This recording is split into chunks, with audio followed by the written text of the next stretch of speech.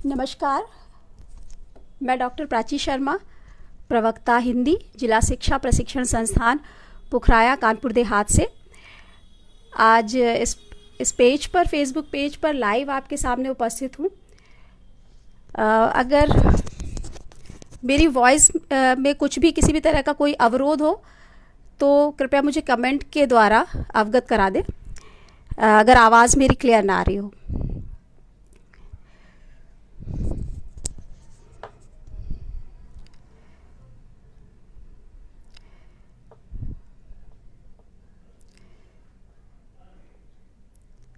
I think कि मेरी आवाज़ आप तक पहुंच रही होगी।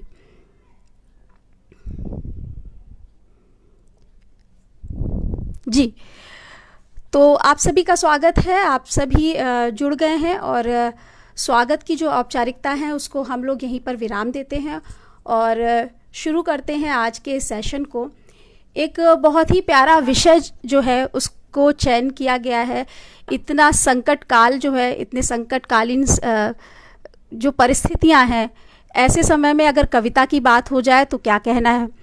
और क्योंकि हम सब शिक्षक हैं और होने वाले शिक्षक हैं या कहीं ना कहीं शिक्षा जगत से जुड़े हुए हैं, तो आज का ये विषय इस वजह से चयनित किया गया है कि किस तरह से हम में भी कविता विशेषकर संवेदनाओं से रूबरू कराने के लिए, हमारे मन के भीतर संवेदनाओं को बनाए रखने के लिए बहुत ज़रूरी है। आज का जो हम लोगों ने विषय चयन किया है वो है हिंदी कविता शिक्षण, उसकी उद्देश्य एवं विधियाँ। तो सबसे पहले बात करेंगे कि कविता है क्या। कविता के लिए बहुत सारे शब्द प्रचलित हैं, जैसे काव्य कहा जाता है, पद्य कहा जाता है, कविता कहा जाता है। फ़र्क तो बहुत ज़्यादा नहीं है, लेकिन एक बारीक सा, एक बाल नुमा एक फ़र्क है। जैसे कि काव्य शब्द जो है वो संस्कृत भाषा में प्रचलित है, उसमें विभिन्न प्रकार के भेद हैं काव्य के। दृश्य काव्य है, प्रबंधात्मक काव्य है, मुक्तक काव्य है। और जब हम बात करते हैं कविता, तो कविता कहीं ना कहीं अपनी जन भाषा से जुड़ी हुई जान पड़ती है। तो काव्य और कविता में बस इतना ही फ़र्क है कि कविता की जब बात करते हैं तो कविता आम जनमानस की भाषा से जुड़ी हुई, मातृभाषा से जुड़ी हुई महसूस होती है। देखिए कि सबसे पहले कि कविता क्या है। आप सभी को ज्ञात होगा कि संपूर्ण साहित्य, जो जितना भी साहित्य है पूरे दुनिया में, उसमें से सर्व प्राचीन जो साहित्य है वह है मनुष्य द्वारा रचित, वह साहित्य है महर्षि वाल्मीकि द्वारा रचित रामायण। और उसके पीछे की घटना देखिए कि जब महर्षि वाल्मीकि ने एक संकल्प लिया था कि मैं राम कथा की रचना करूँगा, और अभी उन्होंने रचना शुरू नहीं करी थी, केवल उन्होंने एक संकल्प उनके मस्तिष्क में, उनके मन में आया था। और घटना ऐसी है कि वो तमसा नदी के तट पर जा रहे हैं और वहाँ पे संध्या वंदन करने के लिए जा रहा है। एक कवि हृदय है, लेकिन उस कवि हृदय ने अभी तक कोई कविता लिखी नहीं है। और अचानक क्या होता है, वो तट पर पहुँचता है, वहाँ पे क्रौंच युगल, दो पक्षी हैं, वो क्रीड़ा कर रहे हैं, काम क्रीड़ा। और उसी समय वो उस दृश्य को देख रहे होते हैं, तभी उनकी निगाह जाती है एक बहेलिये के ऊपर, और बहेलिया जो है उधर से छुप करके एक तीर मारता है, जिसमें से युगल में से एक पक्षी घायल होता है, तड़पता है और वहीं अपने प्राण त्याग देता है। और जो दूसरा पक्षी है वह विलाप करता है, शोकाकुल होता है। ये एक दृश्य है, वो शोकाकुल होते होते वो भी प्राण त्याग देता है। अब सोचिए कि कविता अभी रची नहीं गई है, लेकिन महाकवि आदि कवि वाल्मीकि के मन में अचानक से वो उस पक्षी की दुर्दशा, उस पक्षी की वेदना देख करके जो संवेदना उनके मन में प्रस्फुटित होती है, उससे वह दुनिया का सबसे पहला छंद साहित्य की उत्पत्ति करते हैं। वो कहते हैं मानिषात प्रतिष्ठा शाश्वती समायत क्रौंच मिथुनादेकम अवधि काम होइतम। ये घटना आप सभी को पता होगी, मैंने फिर भी यहाँ पे इसलिए बताई है कि आखिर कविता क्या है। दरअसल कविता दूसरे की वेदना को जब हम अपने मन में उसी उसी वेदना की अनुभूति को जैसा वह दूसरा अनुभव कर रहा है वैसा ही जब कवि करने लगता है या उसका पाठक करने लगता है, तब कविता जन्मती है। जब महर्षि वाल्मीकि एक अदने से पक्षी की वेदना का अनुभव कर सकते हैं, तो फिर सोचिए कि यदि हम और आप कविता पढ़ेंगे तो हम इस संसार में कितनी सारी वेदनाएं हैं उनका अनुभव कर सकेंगे। ये है कविता, ये है कविता की शक्ति है, ये एक पावर है। इसके अलावा एक और प्रकरण मैं वर्णित करूंगी यहाँ पे। मैं केवल आपको ये बताना चाहती हूँ कि दरअसल कविता की शक्ति क्या है और क्यों हमें कविता का बेहतरीन ढंग से क्लासरूम में शिक्षण करना चाहिए। महाभारत का प्रसंग ले लीजिए। युद्ध का क्षेत्र है, दोनों तरफ सेनाएं हैं और आग जो है बदले की, प्राप्ति की धधक रही है दोनों तरफ। वो अर्जुन जिसके मन में कहीं ना कहीं द्रौपदी के अपमान का बदला लेने की एक ललक थी, कितने वर्षों तक वो इंतजार कर रहा था कि नहीं मुझे ये बदला लेना है, उसको अपने परिवार पर, अपने भाई पर जो भी अत्याचार किए गए उनका बदला लेना था। लेकिन जब वह रण क्षेत्र में पहुंचा तो अपने सामने अपने ही लोगों को देख करके वो सारे बदले का जो एक प्रेशर था कि लेना है, बदला लेना है, वो सब गायब हो गया और वो तो बैक हो गया, वो वापस कि नहीं मैं युद्ध नहीं कर सकता। और वहां पे अर्जुन को युद्ध करने के लिए किसने प्रेरित किया? वहां पे जब श्री कृष्ण उपदेश देते हैं तो माध्यम देखिए क्या चुनते हैं। वो उपदेश एक संदेश नहीं देते, एक भाषण नहीं देते हैं, और वो माध्यम भी चुनते हैं काव्य का। और काव्य वो असर कर देता है जो इतने वर्षों का की वेदना असर नहीं कर पाई। और अर्जुन जो है वो उद्यत हो जाते हैं कि नहीं अब तो मुझे इस रण में कूदना है और धर्म की रक्षा करनी है। तो आप समझ सकते हैं कि कविता कितनी शक्तिमान है और कविता से क्या क्या किया जा सकता है।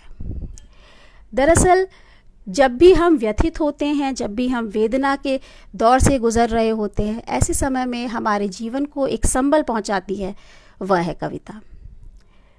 एक बचपन में आप सभी ने एक कविता सुनी होगी ना, उठो लाल अब आंखें खोलो। और बचपन में ही आपने एक अंग्रेजी की उक्ति सुनी होगी, early to bed early to rise makes a man healthy wealthy and wise. तो मारक कौन सी है, कौन ज़्यादा असर करती है? क्या इस अंग्रेजी की उक्ति को सुन करके हम याद करते हैं और जल्दी उठने की आदत लेके आते हैं? लेकिन नहीं, जब हम हरिऔध जी की कविता पढ़ते हैं, जब हम हरिऔध जी की कविता को सुनते हैं कि अंत में जब उसकी माँ कह रही है ना ऐसा सुंदर समय न खो, तो वो जो प्रकृति चित्रण कविता में हरिऔध जी ने किया है, और यदि शिक्षक के माध्यम से वही अनुभूति बालक के मन तक पहुंची है, तो ये जन्मों तक के लिए, संपूर्ण जन्म के लिए ये एक बेहतर आदत कि जल्दी उठना चाहिए, प्रकृति से प्रेम करना चाहिए, ये कोई याद करने की चीज़ नहीं है। ये कविता के साथ साथ उसके जीवन में स्वतः ही उतर आती है। तो हमारा मन, हमारे मन के भाव कहीं ना कहीं कविता से ही प्रफुल्लित होते हैं, प्रस्फुटित होते हैं। बस हमें ये ध्यान देना होता है कि सामने वाले की जो वेदना का स्तर है उसको भी हम छुएं। और यही हिंदी की संपूर्ण कविता कहती है। एक बहुत लंबा दौर रहा है आदिकाल से लेकर के आधुनिक युग तक, और कविता में बहुत सारी वेरिएशन है, वैरायटी हैं, बहुत सारी धाराएं हैं, अलग अलग तरह की धाराएं हैं। कभी समाज से जुड़ी है, कभी जनमानस से जुड़ी है कविता, कभी कभी जनमानस से दूर हो गई है। लेकिन ध्यान देने वाली बात यह है कि जब हिंदी कविता, बार बार मैं कविता शब्द कह रही हूँ, कि जब कविता शब्द आता है, कविता की बात होती है, तो संपूर्ण साहित्य उठा करके देख लीजिए आप कि कविता हमेशा जनमानस की ही भाषा में लिखी जाती है। रीज़न इसके पीछे क्या है? क्योंकि कविता जो है आम आदमी की वेदना की ही कहानी है। आम आदमी की वेदना जनमानस की ही भाषा में ही बताई जा सकती है। तो ये तो था कविता का अर्थ। बहुत ज़्यादा कलेवर, इसको मैंने किताबी कलेवर नहीं पहनाया है। बहुत सरल शब्दों में हमें समझना है कि कविता दरअसल है क्या, और उसको समझ करके हम जब अपनी कक्षा में जाएं तो हम इसी तरह से ये एक ढंग को जान करके उसी ढंग को अपना करके कविता अपने बच्चों तक पहुंचाएं। तो ये तो हो गया कविता का अर्थ। अब कविता के तत्व क्या होते हैं? देखिए, कविता के दो पक्ष हैं, दो तत्व हैं। एक है अनुभूति और एक है अभिव्यक्ति। यहाँ पे भी एक शिक्षक होने के नाते हमें अनुभूति और अभिव्यक्ति दोनों का तारतम्य बना के चलना है। हमें जानना है कि किस अनुभूति को ध्यान में रख करके कवि ने यह कविता लिखी है, किस तरह से उसको अभिव्यक्त किया है। उसी अनुभूति को हम जब अपने बालक को पढ़ा रहे हों तो वही अनुभूति वहाँ तक संप्रेषित हो। अनुभूति विभिन्न प्रकार के विचार हैं जो कवि समाज में देखता है, दुनिया में देखता है, जो घटनाएं घट रही हैं, जो इतिहास में हो चुकी हैं, उनको वो अपने विचारों के अग्नि में पकाता है और फिर एक कविता का जन्म होता है। तो ये जितने भी विचार हैं, जितनी भी संवेदनाएं हैं, ये हो गया अनुभूति पक्ष। और इसको जब वह अभिव्यक्त करने के लिए माध्यम चयनित करता है, वो छंदों का चयन करता है, वो रस का, अलंकार का, इन सब चीज़ों का वो आवरण पहनाता है, एक चोला पहनाता है, ये हो जाता है अभिव्यक्ति पक्ष। तो जब भी एक शिक्षक अपनी कक्षा में अपने बच्चों को, अपने विद्यार्थियों को कविता पढ़ाने जाए तो उसे यहाँ पे इन दोनों बातों का ध्यान रखना है कि हमारा अनुभूति पक्ष भी गौड़ ना रह जाए और अभिव्यक्ति पक्ष भी गौड़ ना रह जाए। मुख्य बात क्या है कि हमें अनुभूति पर ध्यान देना है। साथियों, जो काम बड़े से बड़ा कहते हैं ना कि बड़े से बड़ा हथियार नहीं कर सकता, वो काम कविता कर सकती है, वह काम साहित्य कर सकता है। अगर कोई कविता की बात, अगर कोई साहित्य की बात मन में बैठ गई तो जीवन पर्यंत हम उस चीज़ को नहीं भूल सकते।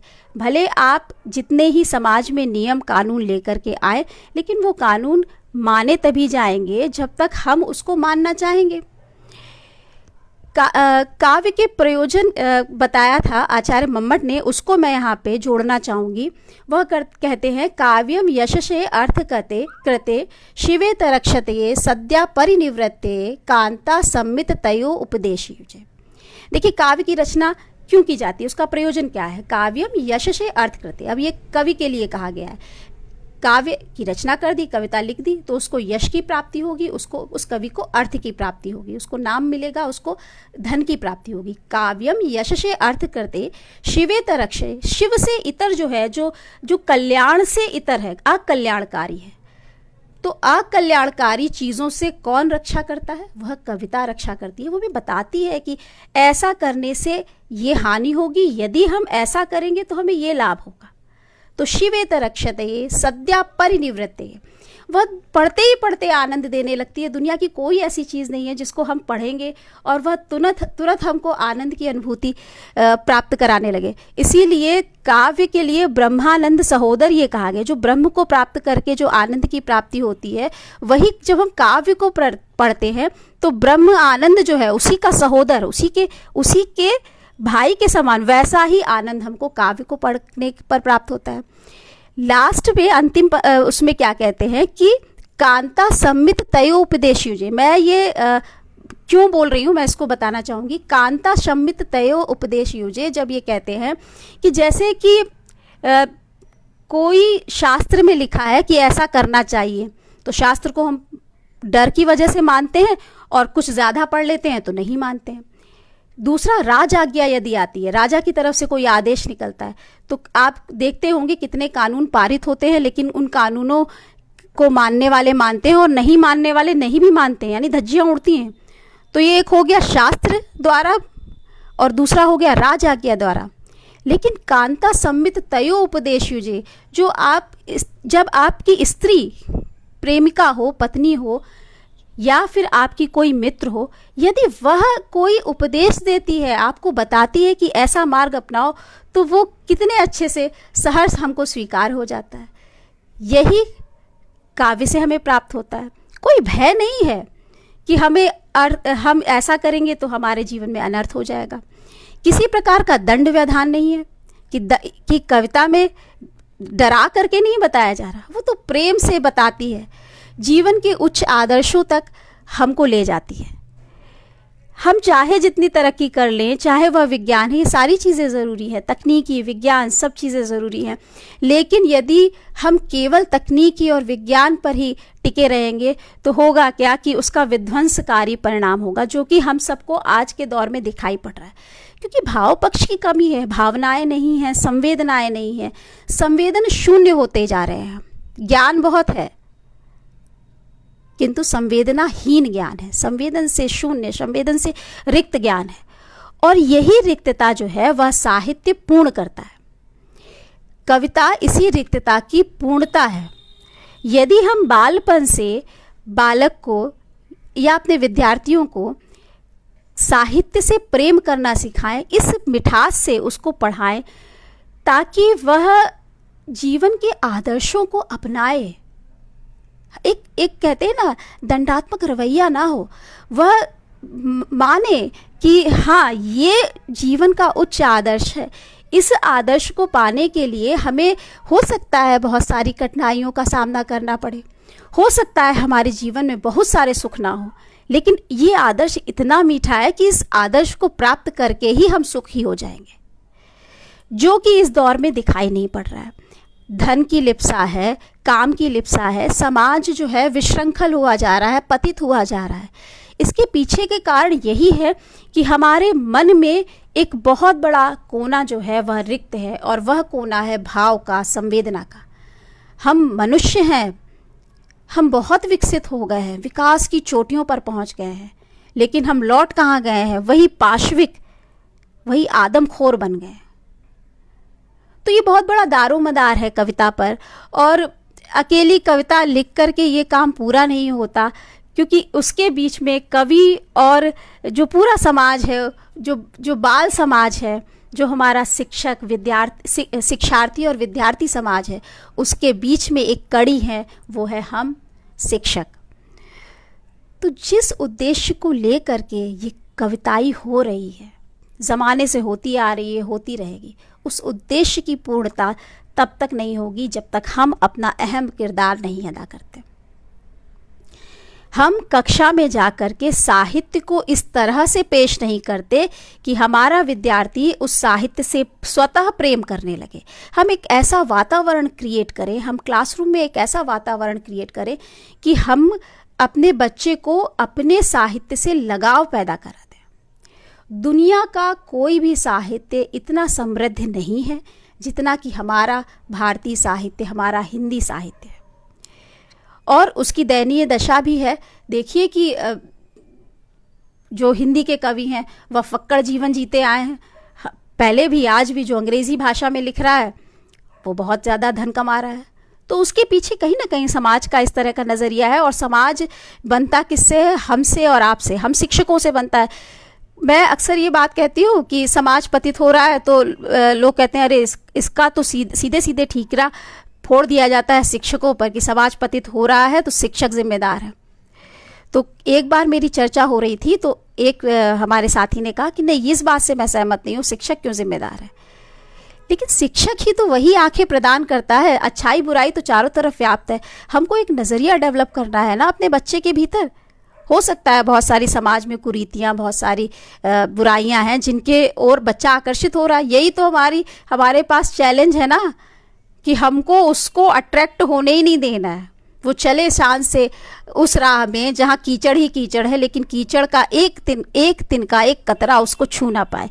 यही अप्रोच अपने भीतर विकसित करनी है और अपने क्लासरूम में जाकर के विकसित करनी है। बिना आदर्शों के कोई भी जीवन जो है वो नहीं जिया जा सकता। यथार्थ कटु होता है और यथार्थ जो है वो आदर्श से कहते हैं ना सिमिलर नहीं होता। कि लोग कहते हैं अरे आदर्शों की बात, आदर्शों से जीवन थोड़ा ना चलता है, लेकिन चलता है। और यही हमको और आपको करना है। अब बात करते हैं कि उद्देश्य क्या है कविता शिक्षण के। मेरी आवाज़ में अगर कोई अवरोध हो तो प्लीज़ मुझे बता दीजिएगा। भावना के रॉ में बह कर के मैं ये ना भूल जाऊँ मेरी आवाज़ आप तक पहुँच रही है, तो प्लीज़ कमेंट कर दीजिएगा। देखिए, जब शिक्षक अपनी कक्षा में जाता है और कविता उसको पढ़ानी होती है तो उसको पढ़ा करके उसके किन उद्देश्यों की प्राप्ति होती है? तो पहला जो है ज्ञानात्मक उद्देश्य पूर्ण होता है। अब ज्ञानात्मक उद्देश्य क्या है? कविता के माध्यम से जो कविता में छंद, रस, अलंकार आए हैं उनके बारे में, जो प्रकृति चित्रण हुआ है, जिस भी काल को लेकर के, जिस भी ऐतिहासिक सामाजिक घटना को लेकर के कविता लिखी गई, इन सब के बारे में सारा ज्ञान जो है उसको विद्यार्थी को कराना है। तो ये एक उद्देश्य हो गया, भावनात्मक उद्देश्य, ज्ञानात्मक उद्देश्य हो गया। अब दूसरा जो उद्देश्य है वह है कौशलात्मक उद्देश्य। अब क्या करना है कि हमने उसको ज्ञान तो करा ही देना है विभिन्न तत्वों का जो भी कविता में आ रहे हैं। इतनी कुशलता उसके अंदर विकसित कर देनी है कि जब शिक्षक कविता को पढ़ा चुके, उसका भावार्थ समझा चुके, तो बच्चा जब अपने घर भी जाए वो इतना दिमाग में कविता चढ़ गई हो, नशा चढ़ गया हो और भाव इतना बैठ गए हो उसके मन और मस्तिष्क में कि जब वो बच्चा घर में जा कर के पढ़े उस कविता को, तो वह भी उन भावों तक, उस अनुभूति तक पहुंच सके जिस अनुभूति के स्तर तक पहुंच करके कवि ने कविता लिखी थी और जिस अनुभूति को उसके शिक्षक ने उस तक पहुंचाया था। यानी कि क्लासरूम से वह घर पहुंच गया है लेकिन अनुभूति का स्तर उतना ही बराबर है। ये कौशल हमें अपने बालक के अंदर विकसित करना है। बच्चा कविता को समझ सके, पढ़ सके और उसके बाद एक वैसे ही नहीं जैसे उसके शिक्षक ने समझाया है, वह अपने शब्दों में भी उसके भावों को अभिव्यक्त कर सके। तो ये था ज्ञानात्मक, हमने सूचनाएं तो दे दी रस छंद अलंकार की। दूसरा उसके अंदर कौशलात्मक ये कौशल विकसित करा कि बालक स्वयं भी भावार्थ ग्रहण कर सके शिक्षक के बिना भी। इसके बाद भावात्मक कौशल आता है। अब भावात्मक कौशल क्या है कि जितना भी साहित्य है, जो भी हम पढ़ा रहे हैं, मान लीजिए हम सूर पढ़ा रहे हैं, हम कबीर पढ़ा रहे हैं, तो केवल इतना ना हो कि हमारा बच्चा ये सोचे कि हमें फला परीक्षा में पास होना है, 5 चैप्टर हैं हमारे परीक्षा में और इन 5 चैप्टरों में से इतनी इम्पॉर्टेंट व्याख्या आ सकती है, इन 3 जीवनियों को हम तैयार कर लें तो हमारा बेड़ा पार हो सकता है। ना जी, ये नहीं करना है। ये हमें एक ऐसा वातावरण तैयार करना है कि बच्चे को प्रेम हो जाए अपनी भाषा से, अपनी संस्कृति से, अपने साहित्य से।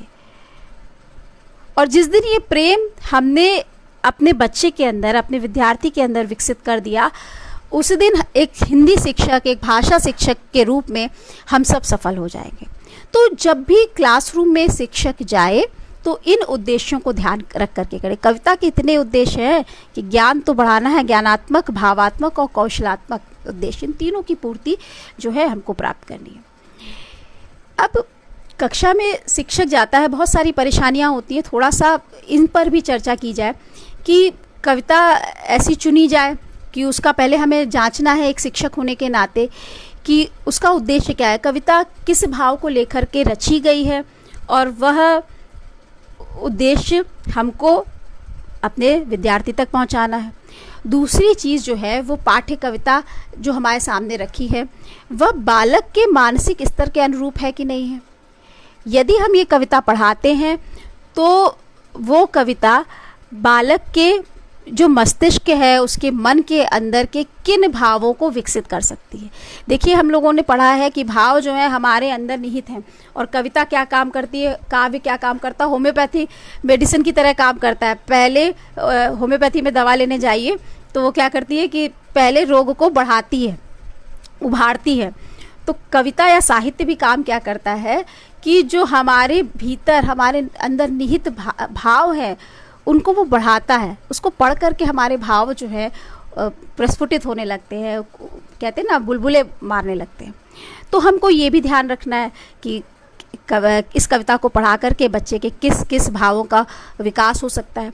हमें अपने शिक्षार्थी, अपने विद्यार्थियों के मानसिक स्तर का भी ध्यान रखना है, किस स्तर से वह आए हैं, किस स्तर कि क्या उनका मानसिक स्तर है, क्या हमारी वह कविता जब हम उसका भावार्थ बता रहे हैं, जब हम उसकी व्याख्या कर रहे हैं, तो क्या हमारा स्तर मैच कर रहा है कि नहीं कर रहा है। ये क्या मैं कह रही हूँ मैं इसको समझाऊंगी। देखिए, होता क्या है, इसको एक छोटा सा उदाहरण देके समझाती हूँ।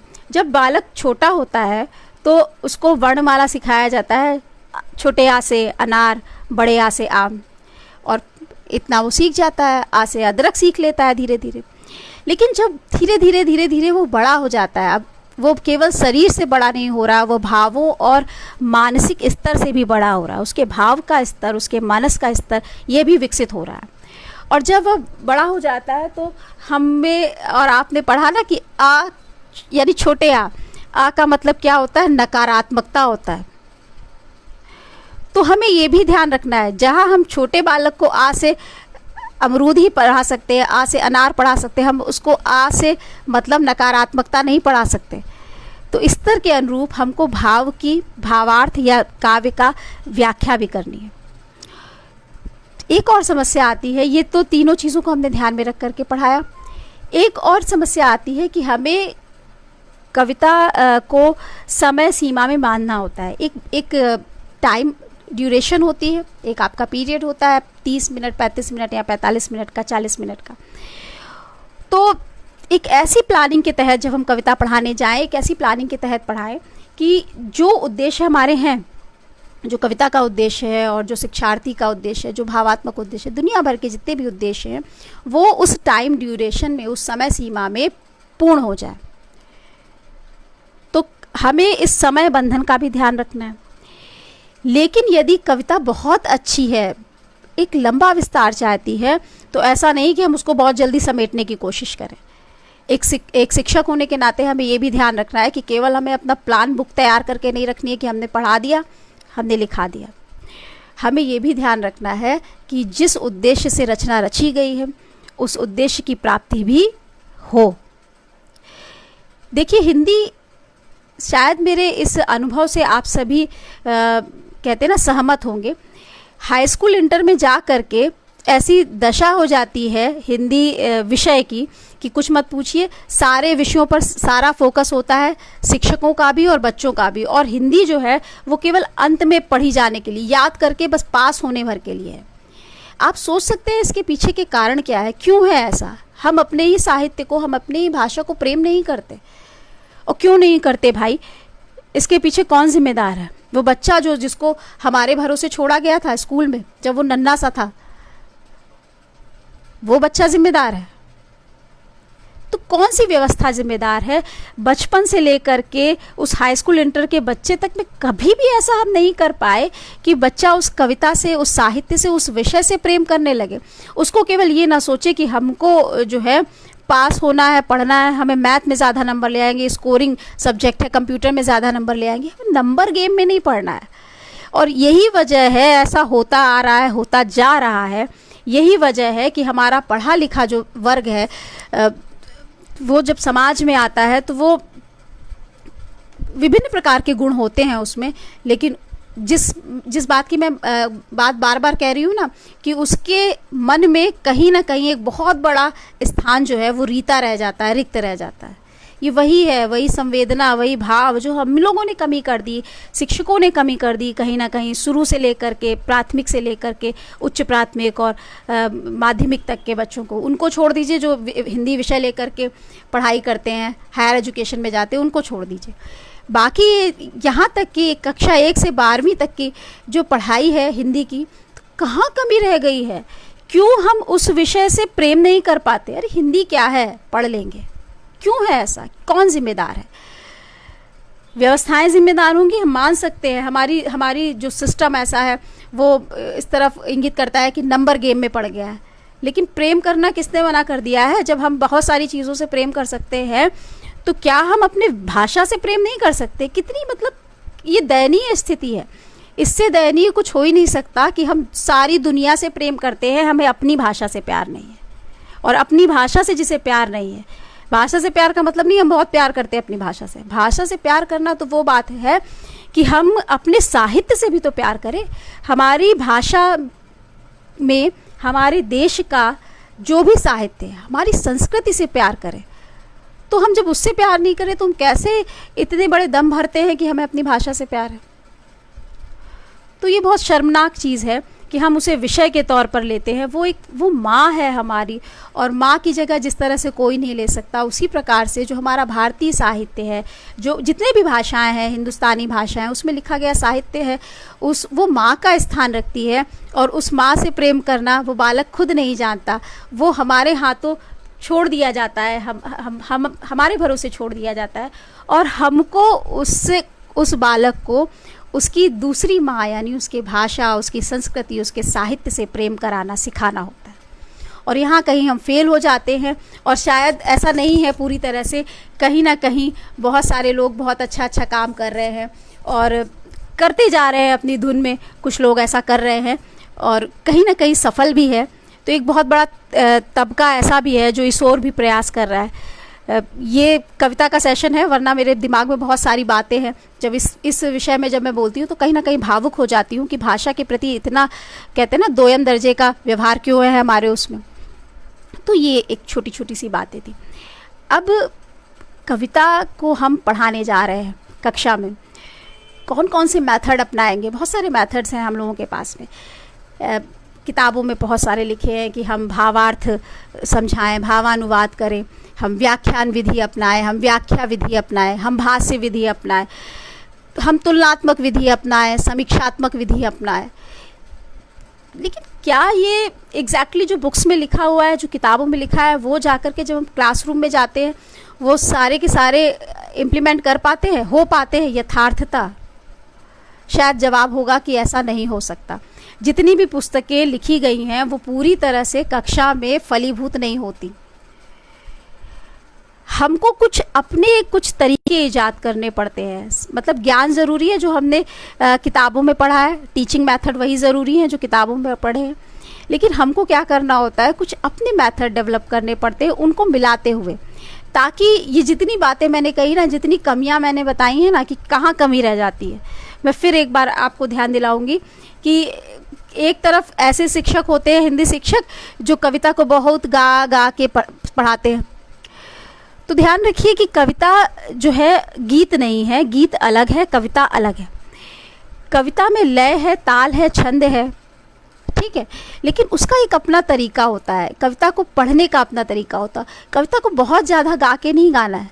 जो बाल गीत हैं, बच्चों के गीत हैं, उन्हें तो गा के सुनाना है, किंतु कविता को कविता की तरह ही पढ़ना है। और यही कुछ शिक्षक भावातिरेक में आकर के चूक कर देते हैं, कविता को भी गीत की तरह गा गा के पढ़ाते हैं। ये उचित नहीं है। और उसमें क्या होता है कि सब रस का आनंद नहीं लेते हैं। जो बहुत ज़्यादा रसिक होते हैं वो तो उस कविता का आनंद लेते हैं, अन्यथा कक्षा में बच्चे भी उसका आनंद जो है वो नहीं ले पाते, उनके लिए भी हंसी की सी बात हो जाती है। तो हमें ध्यान रखना है कि कविता का जो लय है, कविता का जो ताल है, उसको बरकरार रखें। कविता जब हम पढ़ रहे हों, पढ़ा रहे हों, तो हम कविता को कविता की तरह पढ़ें। जब हम बहुत छोटे बच्चे को पढ़ा रहे हैं, प्राथमिक स्तर के बच्चे को पढ़ा रहे हैं, तो उसके कोर्स में बाल गीत होते हैं, उनको हम गीतों की तरह पढ़ाएं, तो वो तो ठीक बात है, अच्छी बात है। लेकिन कविता जब हम पढ़ा रहे हैं तो बहुत अधिक गा करके नहीं पढ़ानी। दूसरी चीज़ है, नन्हे बालकों को देख रहे हैं, नन्हे बच्चे पढ़ते हैं कि अभिनय के माध्यम से, बहुत अच्छा मेथड है अभिनय के माध्यम, ये छोटे बच्चों के लिए मेथड है। वहाँ पे वो बाल गीत आते हैं, बच्चे क्या करते हैं, अभिनय करते हैं। शिक्षक कविता का अर्थ बताता है और बच्चों को उनका अभिनय करने को कहता है, बच्चे अभिनय करते हैं। अब क्या है, यहाँ पे भी एक समस्या आ रही है जो मैंने अनुभव की है कि हम मूल उद्देश्य भूल रहे हैं। मूल उद्देश्य क्या है, कविता उस अनुभूति को लेकर के जिसको रची गई है, उस अनुभूति को बालक तक पहुंचाना, उसी भाव को बच्चे तक पहुंचाना। लेकिन सारी आवरण क्या हो गया उसके ऊपर, अभिनय। बहुत सारे प्रॉम्प्ट लिए जाते हैं, रिसाइट अ पोयम कहते हैं ना, पोयम को रिसाइट करना। तो इस पर बहुत ज़्यादा ध्यान चला जा रहा है, मूल उद्देश्य कहीं जो है वो कहीं फिर विलुप्त हो जा रहा है। तो ये एक छोटी सी समस्या है। अभिनय बहुत अच्छा माध्यम है, लेकिन मूल उद्देश्य से भटक करके अभिनय, केवल अभिनय पे फोकस होना, कविता को केवल अच्छे ढंग से पाठ करना ही ज़रूरी नहीं है। हमें यही कौशल विकसित नहीं करना है बालक के भीतर।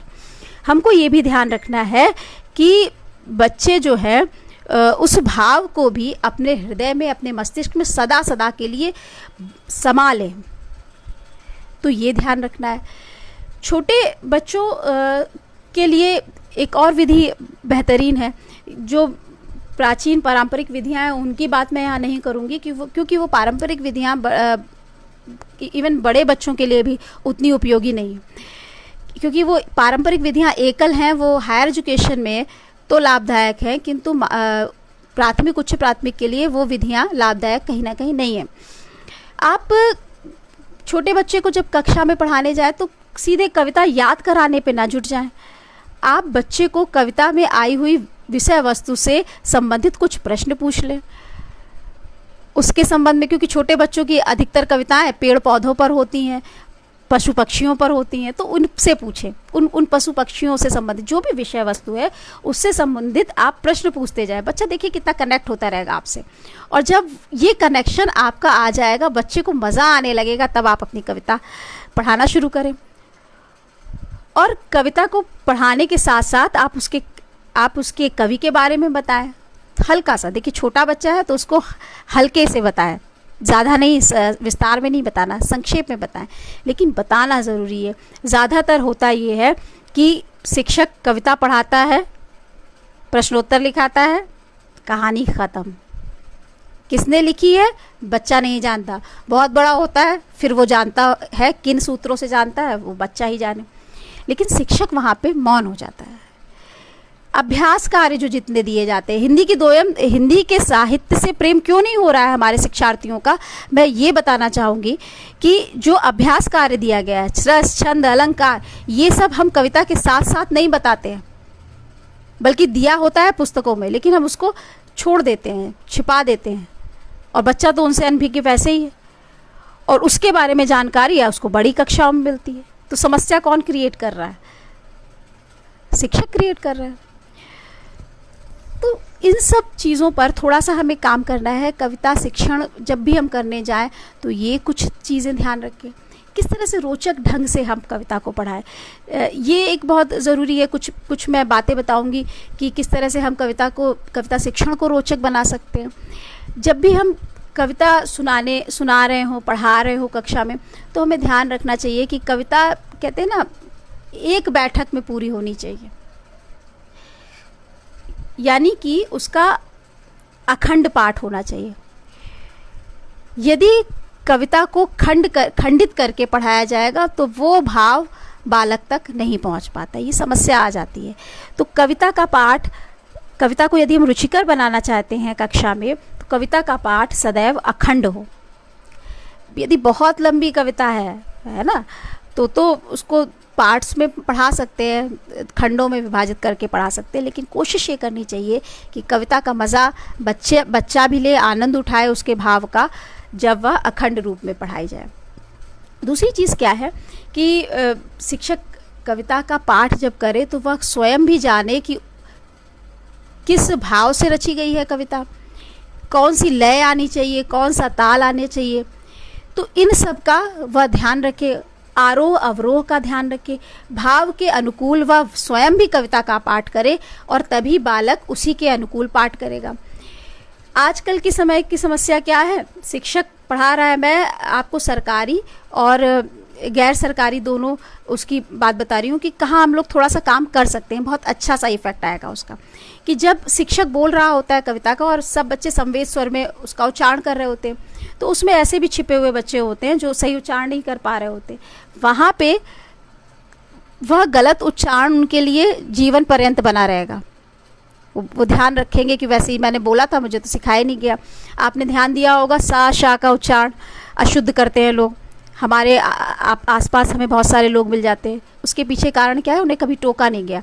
तो जब कविता पढ़ाई जा रही हो तो रुचिकर कैसे बनाया जाए, बच्चा बोल रहा है, अभिनय कर रहा है, पढ़ रहा है, गा रहा है कविता को, तो हम बीच में अगर उसमें कोई त्रुटि कर रहा है तो वहीं उसको बड़े प्रेम से उसको दूर करते चले, उस अशुद्धियों को हम दूर करते चले। हम जो भी कविता का भावार्थ समझा रहे हों, उसकी व्याख्या कर रहे हों, वो ध्यान रखें कि हमारे बच्चे के मानसिक स्तर के अनुकूल है कि नहीं है। यदि बच्चे का स्तर छोटा है और हमारा स्तर ज़्यादा बड़ा है और हम अपने स्तर पर कविता का व्याख्यान कर रहे हैं, तो वह बालक के लिए उपयोगी जो है वह कतई सिद्ध नहीं होगी। दूसरी चीज़ क्या है कि हमको उस कवि की भावना, इसका भी ध्यान रखना है। कवि ने जिस भाव से कविता को लिखा है उस भाव को भी बच्चे तक पहुंचाना है। मैंने आपको शुरू में कहा ना, हम कम्युनिकेटर के रूप में हैं। एक भाषा शिक्षक क्या कर रहा है, गुरु जो कबीरदास जी ने लिखा है ना, गुरु गोविंद दो खड़े काके लागू पाए, बलिहारी गुरु आपने गोविंद दियो बताया। तो सच में हम सच में वो ओहदा रखते हैं। और यहाँ जब कविता शिक्षण की बात आती है तो जो कवि और जो उसका पाठक यानी कि विद्यार्थी है, उसके बीच में विद्यमान कौन है? हम विद्यमान हैं, हम शिक्षक विद्यमान हैं। तो हमको ये ध्यान रखना चाहिए किस भाव से लेकर के कविता लिखी गई है, वही भाव वैसे ही हम अपने छात्र तक पहुंचाएं। जितने भी नैतिक मूल्य हैं, जितने भी उच्च आदर्श हैं, उनको केवल कविता में बोल करके रटा नहीं देना है, उनको उनके मनस पर, उनके मानस पर, उनके हृदय पर हमको अंकित भी करना है। ये कोशिश करनी है कि यदि एक दोहा हम पढ़ा रहे हैं कि वृक्ष कबहु नहीं फल भके, नदी न संचय नीर, परमारथ के कारणे साधु धरा शरीर, यदि हमने ये दोहा पढ़ाया है तो बस पढ़ा करके उसका अर्थ बता के काम हमारा ख़त्म नहीं हुआ है। हमको यहाँ पे परमार्थ, परोपकार, ये जो बीज है, ये इस दोहे के साथ में उस बालक के हृदय में बो देना है। और अगर हमने ये बीज बो दिया, खाद पानी बराबर हम उसको देते रहे, तो यही बालक जब बड़ा होगा समाज में अपना एक उच्च स्थान प्राप्त करेगा। तो जो कमियां हमें चारों तरफ दिखाई दे रही हैं, वो कहीं ना कहीं वो आगे जा कर के दूर हो जाती हैं। हमें ये भी बताना है साथ में, जब हम कविता पढ़ा रहे हों, दरअसल होता क्या है कि कविता कहते हैं, कविता तो अलग दुनिया की बातें हैं, दूसरी दुनिया की बातें। ये एक मुखालफत है जो लोगों के मनोमस्तिष्क में छाई हुई है। हमको ये बात भी दूर करनी है कि कविता का मतलब वो रहस्य लोक वाली कविता नहीं है।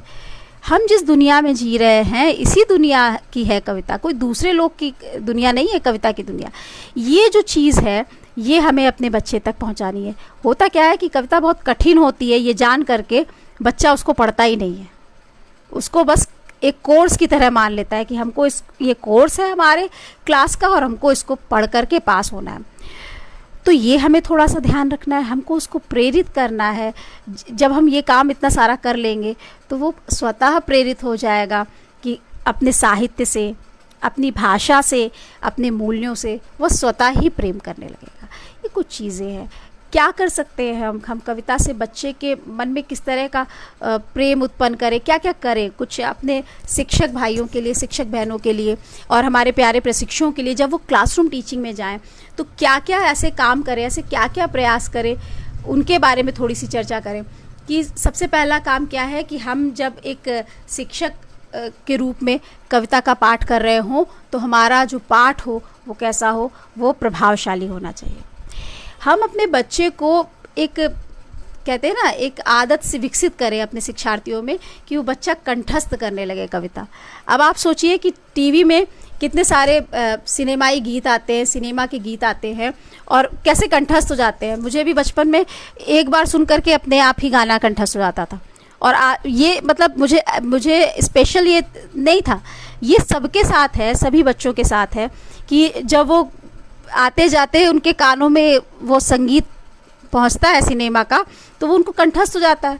तो यही काम हम एक शिक्षक के रूप में ये काम कर सकते हैं कि ऐसे पेश करें अपनी कविता को कि बच्चे को कंठस्थ हो जाए। जिस दिन वो कविता कंठस्थ हो गई तो जो कठिन परिस्थितियां उसको जीवन में झेलनी है, ऐसे समय में वही कंठस्थ कविता उसके जीवन में मार्गदर्शक के रूप में काम आएगी। दूसरा क्या कर सकते हैं हम, छोटे छोटे प्रयास कर सकते हैं। बच्चों की कविताओं का बच्चों के द्वारा संग्रह करा सकते हैं।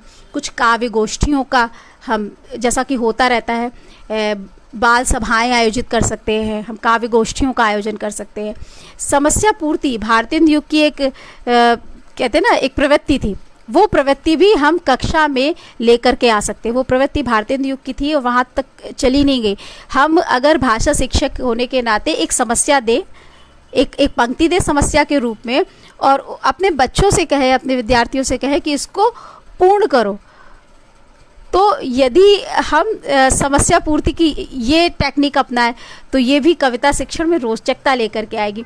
हम कुछ प्रतियोगिताएं ऑर्गेनाइज करें, कविता की प्रतियोगिता, हम कुछ दरबार जैसा लगाएं, कवियों की वेशभूषा, जैसे कि कोई कबीर बन करके आ रहा है, कोई प्रेमचंद का साहित्यकार बन करके आ रहा है, कोई सूर की वेशभूषा धारण करे। तो जब हम फैंसी ड्रेस कंपटीशन करते हैं ना, तो ऐसा क्यों नहीं करते? ये भी तो ज़रूरी है, ये भी तो हमारे संस्कृति का, हमारे देश का मुख्य पार्ट है, ये भी तो हिस्सा है। जो हमारे साहित्यकार हैं, क्या ये साहित्यकार हमारे देश का हिस्सा नहीं?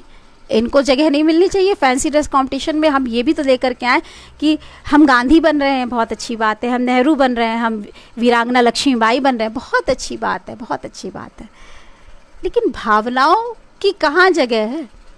हम सूर बन के किसी बच्चे को प्रेरित करें कि वो सूर बन करके आएगा, वो कबीर बन के आएगा, ऐसा भी तो कर सकते हैं।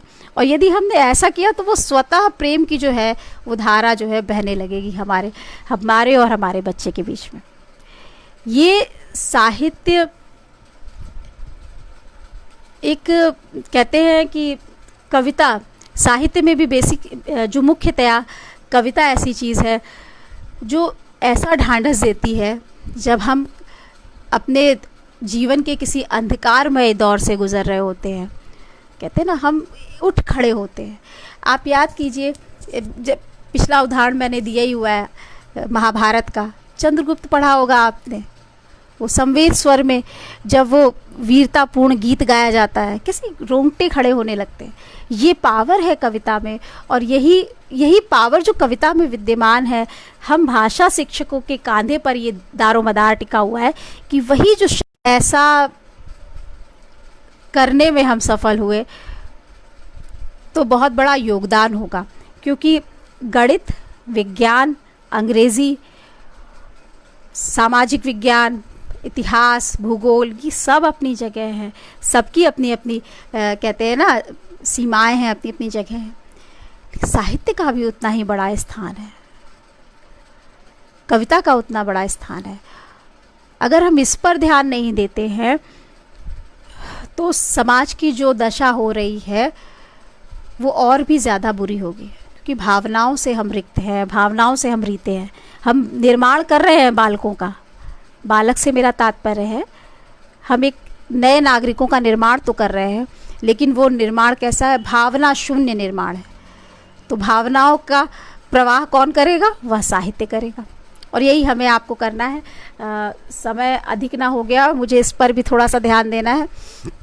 देखिए, कविता के माध्यम से बच्चा ना केवल प्रकृति के बारे में जान पाता है, कविता के माध्यम से बच्चा किसी विशेष काल की राजनीति, सामाजिक परिस्थितियों के बारे में जान पाता है, नैतिक मूल्यों के बारे में जान पाता है। अब आप बोलिए कि ग्लोबल विलेज की अवधारणा 21वीं सदी की अवधारणा है ग्लोबल विलेज, और हमारे जो साहित्य और शास्त्र हैं उसमें वसुधैव कुटुंबकम की अवधारणा कितनी प्राचीन है। तो ये जाहिर हो रहा है ना हमारा साहित्य कितना कहते हैं रिच है। तो ग्लोबल विलेज की अवधारणा से वो बात नहीं आ रही जितना वसुधैव कुटुंबकम शब्द बोलने से आ रही है। और वसुधैव कुटुंबकम हमारे प्रवाहित हो रहा है हमारी संस्कृति में, जिसको हम भुला बैठे। और ग्लोबल विलेज की अवधारणा कहाँ से आई है ये पढ़ते रहते हैं, ये पढ़ाते रहते हैं। क्यों भुलाए बैठे हैं हम कि हमारा तो जो हमारी संस्कृति है वो वसुधैव कुटुंबकम की बात कहती आ रही है। ये कहाँ है किसी और भाषा में ताकत, जितनी ताकत हमारी कविता में है। जब परहित सरस धर्म नहीं भाई ये वाली बात आती है तो फिर कुछ रह जाता है अलग से उपदेश देने को? सब कुछ कह देती है। बस हम कम्युनिकेटर जो है, यानी कि हम और आप, संप्रेषणकर्ता जो बैठे हैं हम और आप, बस हमें अपना किरदार बेहतरी से निभाना है। मैं इसको जो पूरे सेशन को कंक्लूड करना चाहूँगी अंत में एक अपनी कविता के माध्यम से।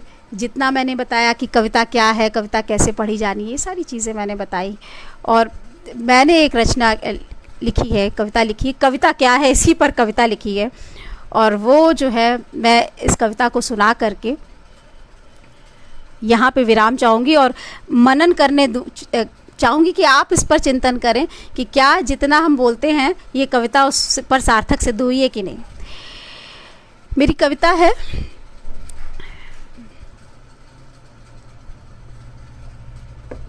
ये कविता क्या है, बस इसी पर ही है। कविता भाषा में आदमी होने की तमीज़ है। कविता भाषा में आदमी होने की तमीज़ है। आदमी के हियाव को तोड़ती कुछ अनकही कहने की कोशिश।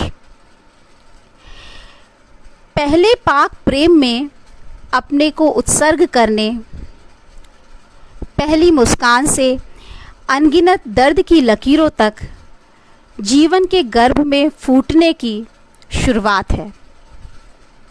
कविता एक टेक है। टेक माने होता है सहारा।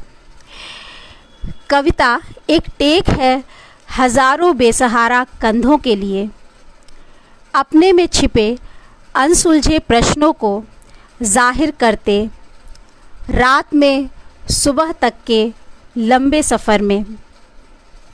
चांदनी सी ओस में घुलती कविता भूखे को रोटी देने की कोशिश है, तन के उभारों को ढकती। यहाँ थोड़ा ध्यान दीजिए, तन के उभारों को ढकती। समाज जो पतित हो रहा है, कविता यदि पढ़ी जाती तो समाज की ऐसी दुर्दशा नहीं होती।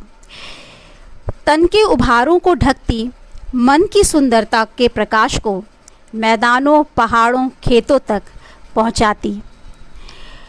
कलम की स्याही से खेतिहरों मजदूरों का इतिहास लिखने की कवायद है। कविता आदमी से आदमी की पहचान है। तो ये है कविता। आप निराला जी को याद कीजिए, कैसे उन्होंने लिखा, वो अनुभूति के किस स्तर तक पहुंच गए होंगे। वह तोड़ती पत्थर जब उन्होंने लिखा। कविता यही है, जिस दिन दूसरे का दुख हम अपने मन में उतने ही पीड़ा के साथ महसूस करने लगते हैं, तब हम कविता को लिखते हैं और तब हम कविता को समझते हैं। तो यही पीड़ा हमें अपने सारे विद्यार्थियों के मन में भी महसूस करवानी है। वो अपने समाज में चारों ओर फैली व्याप्त वेदना को, संवेदना को, सृष्टि के प्रत्येक प्राणी की वेदना को से संवेदित हो, ऐसा प्रयास करना है। और ये सब तभी सफल होगा, तभी संभव होगा जब हम शिक्षक के रूप में अपने साहित्य से अपने बालकों को भी प्रेम करना सिखाएं। आज के लिए इतना ही। और आप सब जुड़े, आपके बहुत सारे कमेंट्स भी आए और प्रशिक्षु भी जुड़े हैं, और ये बहुत अच्छी बात है कि प्रशिक्षु जुड़े हैं, क्योंकि वही जो है उन्हीं के कांधों पर आगे का दारोमदार है। वही जा करके जितना भी ये इस पेज पर जो भी सेशंस चल रहे हैं, वही इसको सार्थक रूप में ले करके आएंगे, वही करेंगे जा करके। तो आप सभी का धन्यवाद, नमस्कार।